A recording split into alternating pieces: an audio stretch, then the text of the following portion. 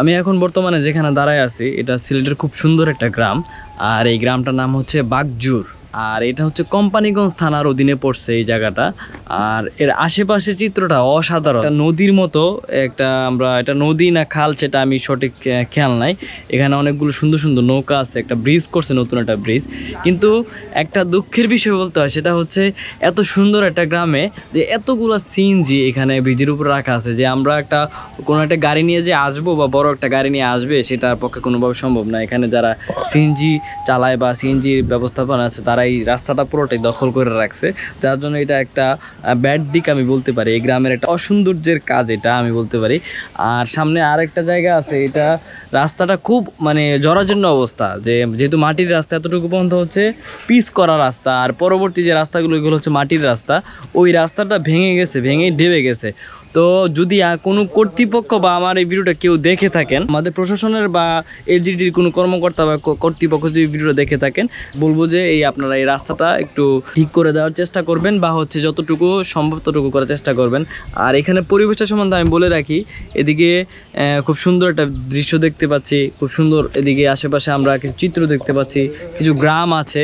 আর এখানে যে আমাদের যে মহিলারা আছে তারা যেহেতু এখন ধানের সিজন, তারা এখানে ধান তুলতেছে বা ধানের কাজ করতেছে। জায়গাটা আসলে অসাধারণ। কিন্তু আমার কাছে সবচেয়ে খারাপ লেগেছে এই যে সিএনজির ব্যবস্থাপনা দেখে। এখানে রাস্তার প্রায় অর্ধেকের বেশি জায়গা নিয়ে ওরা এই জায়গাটা দখল করে রাখছে, যার জন্য এটা খুবই বিপজ্জনক একটা বলতে পারি। কারণ এই ব্রিজটা করেছে যাতায়াত করার জন্য বা বড় বড় গাড়িগুলো যাতায়াত করার জন্য। বিচ্ছিন্ন এলাকা, সদর থানার বাইরে কোম্পানিগঞ্জ, আমরা এই প্রথমেই এইদিকে ঢুকিয়ে কোম্পানিগঞ্জ থানায় ঢুকতে হয়। কিন্তু আমরা বড় নাজুক পরিস্থিতির মধ্যে আছি। বিষয় নিয়ে কেন সেটা বলেন। এই রাস্তাঘাটের সুবিধা সংযোগের জন্য রাস্তা তো এতটুকু পর্যন্ত পিচ ঢালাই করা। পিচ ঢালাই এর পিসের ফরতাকিন লাগাই আমাদের ইচ্ছা কলেজ ইউনিয়ন শুরু হওয়ার তাকিন লাগাইয়া যে অবস্থা স্যার, আপনারা তো আর যাইন নেই গেছেন নাই। আরো যদি কিছুটা যাইতেন দেখতে আরো বেশি খারাপ, পায়ে হাঁটার মতো ব্যবস্থা নাই। এই জায়গাটার নাম বাগজুর। আর এটা ইউনিয়ন কি? ইউনিয়ন ইচ্ছা কলেজ 4 নম্বর ইচ্ছা কলেজ। আর এটা থানা হচ্ছে উপজেলা হচ্ছে কোম্পানিগঞ্জ। আমরা তো শিবের বাজারে সিলেট যাই, কিন্তু এখন এইদিকে যাইতা কিতা এখন তো কোম্পানিগঞ্জ ঢুকার রাস্তা যেটা এইটাই তো সর্বনাশ হয়ে গেছে। নতুন মাটি ফেলাইয়া এখন তো গাড়ি, আপনার গাড়িটা নিজে এমনি নিয়ে আটকে গেছেন, আপনি নিজে গাড়ি নিয়ে আটকে গেছেন, বুঝতেছেন না কি অবস্থা। এগুলা ইউনিয়নের মানুষের আর এই এলাকার মানুষের কি দুর্গতি আর কি অবস্থা চলতেছে। এখন এটার জন্য পরিত্রাণ পাইতে হইলে কি করণীয়? তাদের উদ্দেশ্যে বলতেছি, আমরা যদিও সরকারের জনগণ হয়ে থাকি আর ওরা যদি এই সমস্ত কাজের উপযুক্ত হয়ে থাকে, ওরাও মানুষ, আমরাও চলাচলের দরকার আছে। রাস্তার সম্বন্ধে নিয়ে যতটুকু তারা আমাদের জন্য সাহায্য করতে পারেন এগুলোতে সাহায্য করি, আমাদের রাস্তাঘাট চলাচলের সুযোগ সুবিধাটা একটু সুবিধা করে দিয়ে দিতে। এখানে কি যারা রাস্তার এলজিডি আছে বা বিভিন্ন কর্মকর্তা, বিভিন্ন ডিপার্টমেন্ট আছে, এরা কি এসে রাস্তাগুলো দেখে না? রাস্তা তো দেখতেছে, করতেছে, বলতেছে করবো, এই তো রাস্তাটা ফাঁকা আসিল না, বাঙ্গাটুটা ফাঁকা আসিল। আপনার মাটি এখন ফেলাইয়া তখন রাস্তাটা আরো ভয়াবহ করছে। সামনে বর্ষা, এখন ফিসও করতে পারবো না, নতুন মাটি ফিস করতে পারবো না, তাও আমরা বুঝতেছি। কিন্তু যেখানে ঝুঁকিপূর্ণ সমস্যা দাঁড়াইছে, এগুলো যদি কিছু কংক্রিট এসে দিয়া একটু যদি আংশিক চলাচলের সুবিধাটা যদি দিয়া দিতেন তাহলে আমরা অনেক আরাম পাইতাম। কত সময় কত জাতে কত রুগী, কত সময় কত ব্যবসায়ী, এমনি ক্ষেত কৃষ্টি কাজ খামর দান ফান চলাচল, গাড়ি ঘোড়া পায়ে হাঁটে যাইতেছে না, গাড়ি নিব এমনি, আপনি তো নিজেই দেখতেছেন। আচ্ছা, এখানে যে আমি রাস্তাটা একটু সামনে যে আপনাদেরকে দেখাই, আর এই হচ্ছে ব্রিজটা।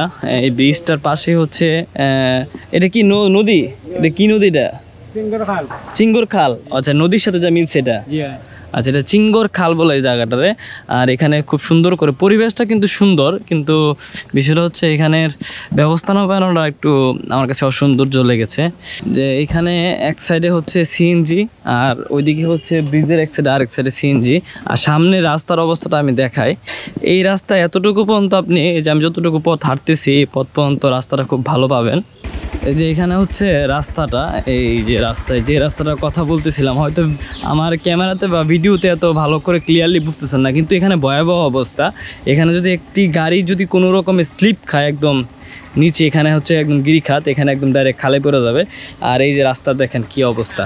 আর যেহেতু বৃষ্টি, সিলেটে প্রতিদিন বৃষ্টি হয়, আর আমাদের বাংলাদেশের সব জায়গায় যেমন উত্তপ্ত থাকে, কিন্তু সিলেটে প্রত্যেকটা দিন প্রত্যেকটা সময় বৃষ্টি হচ্ছে, রাত থেকে শুরু হয়, সারা রাত বৃষ্টি থাকে, যার কারণে এই মাটি, পিছলা মাটির কারণে মাটিগুলো একেবারে জমে গেছে বা কোনো একটা গাড়ি গেলে জায়গা আটকে যায়। তো এই দুরবস্থা থেকে যদি কেউ ভিডিওটা দেখে থাকেন, তাহলে আমি বলবো যে আপনারা চেষ্টা করবেন এই জায়গাটা যদি কোনো রকমভাবে এটাকে ভালো করে দেওয়া যায়, বা হচ্ছে কোনো কংক্রিট বা ইট দিয়ে এই জায়গাটা সারাই নেওয়া যায়। তো আমি আর একটু সামনে চলে যাই। হয়তো যেহেতু এখানে রাস্তা শেষ, সেই জন্য হয়তো ওনারা এইভাবে সিএনজিগুলো রাখছে, যে হয়তো ওইদিকে কোনো গাড়ি আসে না, এই জন্য রাখতে। তারপরও আমরা যারা অন্য আমাদের কোম্পানি গাড়িগুলো নিয়ে আসি, বা হচ্ছে বড় বড় একটা ট্রাক, ইভেন যে এই ট্রাকটা এসে এখানে সামনে এসে আটকে গেছিলো, কোনো ঘোরানো জায়গা পাচ্ছিল না। ইভেন আমরা আমাদের গাড়ি এসেও সামনে এসে আটকে গেছিলো, কোনো ঘোরানো জায়গা পাই নাই। যে আমাদের গাড়িটা যাইতে গেলে অনেক কষ্ট করে যাইতে হয়। এই যে ছোট রাস্তা, এমনিতেই ব্রিজ হচ্ছে সরু রাস্তা, সরু ব্রিজ। একটা বিষয় আপনাদেরকে বলে রাখি, এখন হচ্ছে প্রায় 10টা 27 বাজে, কিন্তু আমি যতটুকু ধারণা করতে পারতেছি আমাদের ব্রাহ্মণবাড়িয়া বা ঢাকা শহরে এখন তাপমাত্রাটা না হলেও আপনার 33 থেকে 34 ডিগ্রি থাকবে সকালবেলা, আর দুপুরে যখন সেই তাপমাত্রা আরও বেড়ে 38-40-এর কাছাকাছি চলে যায়। কিন্তু এই সিলেট অঞ্চলে এখন সর্বোচ্চ তাপমাত্রা এখানে হচ্ছে এখন বর্তমানে হয়তো 28 থেকে 29 বা 26 ডিগ্রি হবে, এখন 28 হবে সম্ভবত। আর প্রচন্ড বাতাস এখানে, মানে এত বাতাস এখানে, যে গরমের যে প্রভাবটা এখানে আপনি বুঝবেন না। এই যে আমরা যে পিছনে যে গ্রামটা ফালায় আসছি, বা এই গ্রামটা হচ্ছে নন্দীরগাঁও বলা হয়। আর আরটা বলে রাখি, আমি সিলেটে ঢোকার পরে প্রত্যেকটা নামের সাথে ওদের গাঁও শব্দটা থাকবে, যেমন মোল্লার গাঁও, নাজিরের গাঁও, নন্দীর গাঁও, তারপরে কালীগাঁও নাকি, এরকম প্রত্যেকটা জায়গাতে ওদের গাঁও থাকবে।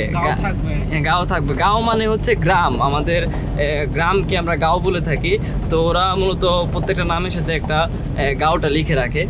তো আশা করি যতটুকু পারি আমি আপনাদেরকে আপনাদের গ্রামটা দেখানোর চেষ্টা করব, আপনাদেরকে যতটুকু পারি চেষ্টা করব আমার মতো করে আমি দেখানোর জন্য। তো আশা করি আজকে ভিডিওটা এখানে রাখতেছি।